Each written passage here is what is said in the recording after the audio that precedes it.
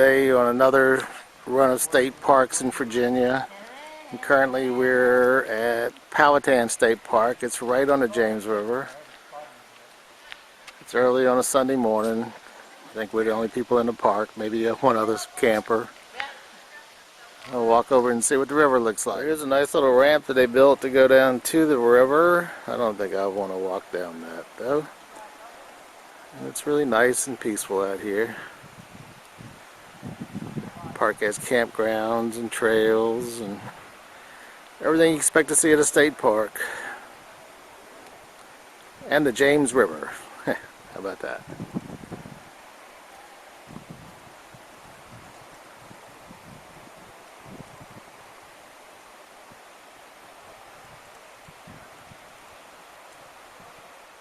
Not many leaves left on the trees.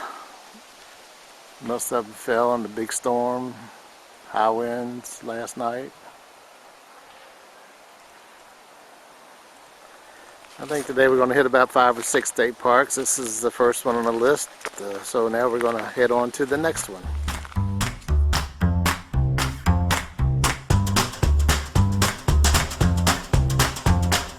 A little breakfast stop here at the Cumberland Restaurant, and then we're going to go down this road to Bear Creek Lake.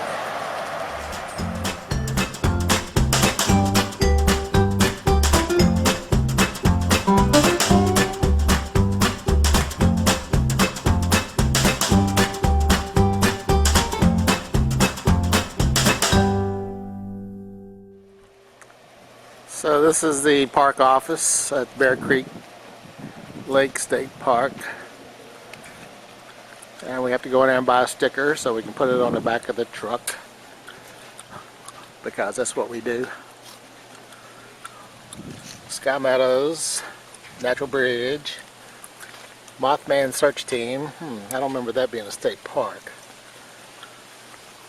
but we'll run in there down the road and see if we can't find the lake and go from there. There's a campground over there. It's a really nice, secluded park here. Okay. Oh, you filming?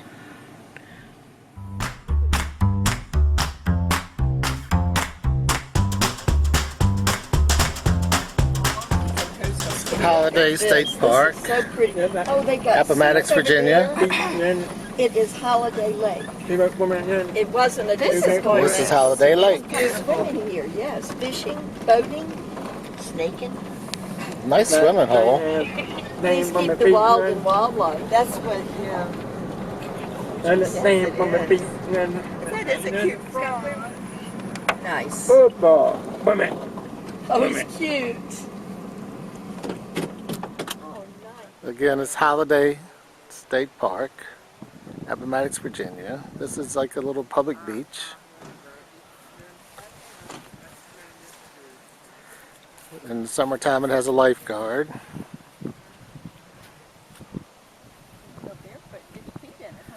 And it looks like a pretty nice swimming place. That's our family truckster and our crew coming down to get her feet in the sand. Our crew couldn't resist putting their feet in the water, even though it's November. Thanksgiving is Thursday.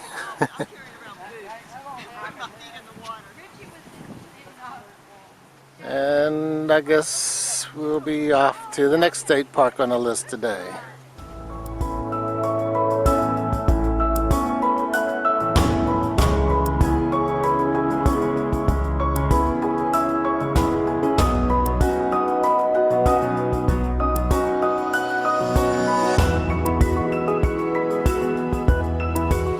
Next on our list was the Maddox Courthouse National Battlefield National Park. This is where Lee surrendered to Grant, and it's got a lot of buildings on this property and trails. There's a lot of history here.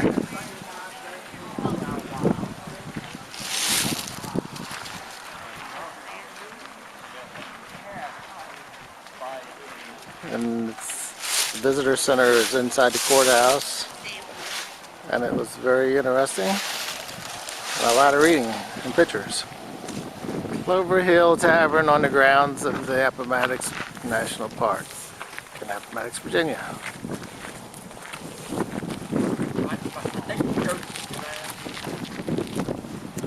This is a McLean house at Appomattox Courthouse. And this is actually the house that Robert E. Lee rode into, walked inside, and signed the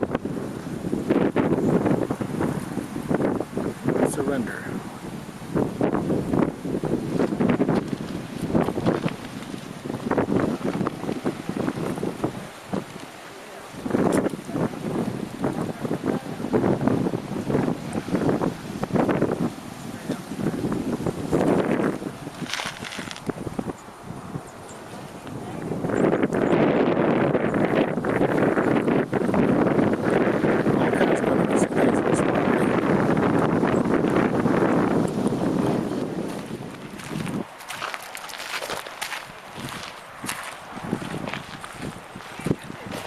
More from Appomattox.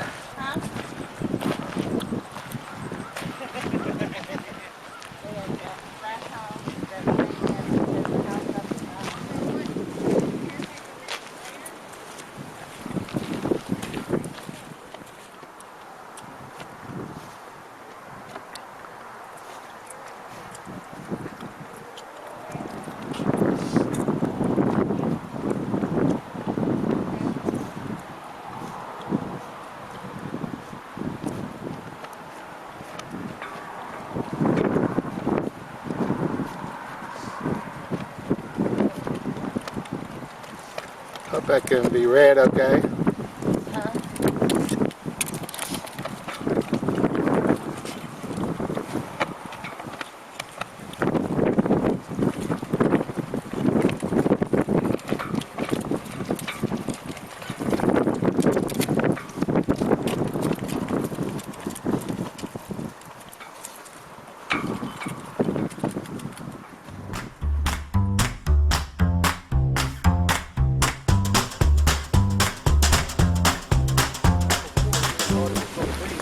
We're at High Bridge Park. Something happens to that big high bridge thing over Farmville, no one would ever get fixed.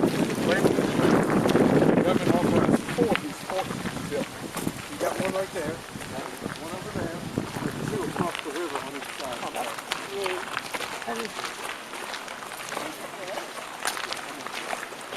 This was not the film of crazy.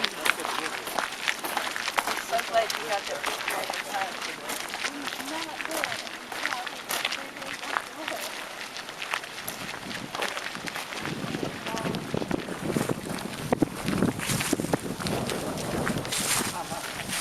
A little windy out here Welcome today. to High Bridge. Thank you. I wanted you to come here and see this first so you can see what the actual original High Bridge looked like. And basically High Bridge came about because of something called the South Side Railroad. That's 4 words if you ever write it down. I see it written as 2 words and 3 words, even in their own annual reports, even within the report. But I noticed on their documents, their stock certificates, everything legalese with the railroad, it was always written as 4 separate words. The railroad was chartered on March the 5th of 1846. Construction starts in 1849. It's going to go from Bermuda Point, Bermuda 100 that is, up on the James River, down to Petersburg, and then was to connect a series of county courthouses all the way to Lynchburg, traversing about 135 miles. So for us here, that means the railroad wasn't going to be right here. This is crazy. No railroad would have this as part of their original plan.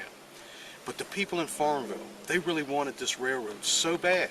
They approached the railroad with a financial incentive saying, if you bring the railroad to Farmville, we promise that we'll subscribe to purchase $100,000 in railroad stock. Oh wow. So that's what got the railroad to alter the course. But there's a problem with Farmville.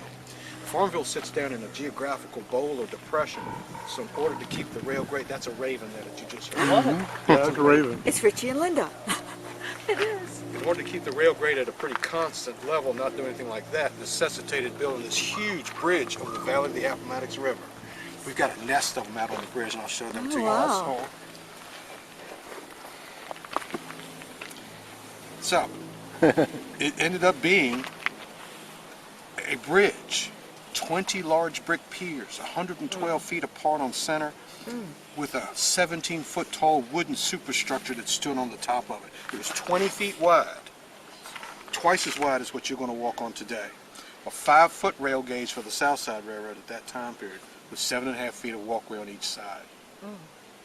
It took a 1,000-man, 200-horse workforce here for almost 2.5 years to complete this bridge. Contracts were signed August of 1851, and it opened for service January the 1st, 1854, after the 4th deadline. Now that $100,000, the bridge ends up costing $167,500. Oh, jeez. $150 to actually build the bridge, but they gave Francis Carr and Christian Airman, the contractors who had the original wooden superstructure contract, a $17,500 bonus to complete it by that 4th deadline. What happened was you had two contractors, Francis Carr and Christian Airman. They built the wooden superstructure. The masonry contract went out to two fellows named Sam McDermott and William C. Flournoy. But the problem with those two guys, they weren't builders. They were legislators. Obvious intent was to sub out the work and make money on it, but not knowing what they were doing, so way underbid the project, they had to back out of it, to which the railroad awarded to Francis Carr and Christian Airman completion of the masonry contract as well. Oh, wow. So they got a $17,500 bonus. Wow. So, In those lot days, of Cass, money. that was a lot of money. A wasn't lot it? of money. but that little wagon bridge right there is what I want you to pay close attention to, because when the steel bridge is here, this bridge that you're going to walk on was built to replace this bridge in a 15-month time period, 1913 and 14. Wow. It took 13 months. Of this 15 months, 13 in building up the approaches on each side and to make the concrete pedestals that the steel was set upon at the bottom. And even though when you see them, if we went underneath, you could see them really well. They come out of the ground about like yay. But believe it or not, that is 20 feet tall, that much further in the ground. And then all 4 of them that support a metal tower stand on top of a huge slab of concrete that's 6 feet thick. So when I touch my hand to the top of a concrete pedestal beneath, it's actually 26 more feet to the bottom of High Bridge. Whoa. Awesome. So what happened to the original bridge? It was just taken out of service. So he put on other rails. He put on the Virginia, Tennessee, the South Side, and the North of the Petersburg in one line. That's when they built the steel bridge. But the actual 13 months to build up the approaches and the pedestals, 2 months to put up all this steel. Wow. Isn't that amazing? Wow. Amazing what you can do with no OSHA regulations. So these are still there. 12 and a half of the original 20 still stand. Okay. Yes. Okay. All right. And let's go see him. I know you. Let's do it. William Mahone. That's it. The battle hero of the crater. No, it fell off on the way to the honeymoon of the hotel. Yeah, Scott never won. They make others, Bruce. She didn't buy me another one. Okay, that makes sense. Right. Wow. And so it even had a door on it and everything. There's just one door jam left. Wow. That makes... Graffiti inside, the bat habitat, the bat stuff in there. Oh, yeah, I bet. So I'd like to have a bat survey. Do they have the white nose fungus? Does this qualify as cave environment? Exactly. Little things. Yeah. Inquiring minds want to know. I've got to walk down there. Betty, you are so interested in this. I know. This is your thing. This is neat. They go to Ravens. Yeah. There you go. Those are ravens. Hey, Karen. There's You ravens. see them? To go with the Ravens. I do. They're my favorite. The only time it might be in the fall. Oh, yeah, I agree.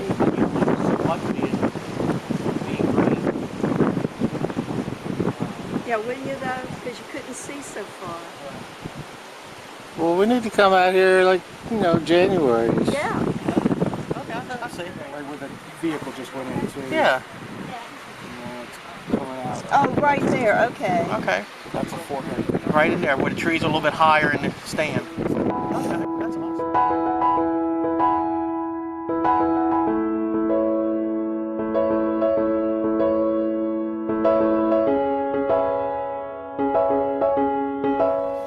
Right now we're at Sailors Creek Battlefield Park. And I'm not sure if we're going to do any more today. This is the visitor center. And over here supposedly is the battlefield.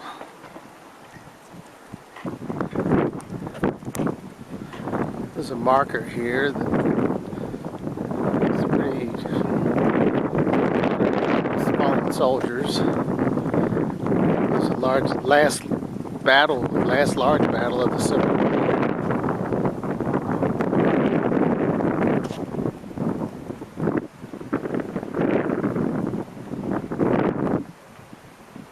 Yeah, the last major battle of the Civil War in Virginia. On the other side of this one gives the tallies of the totals. I don't know if you can see it, but Confederate side lost, captured and killed almost 7,700 people.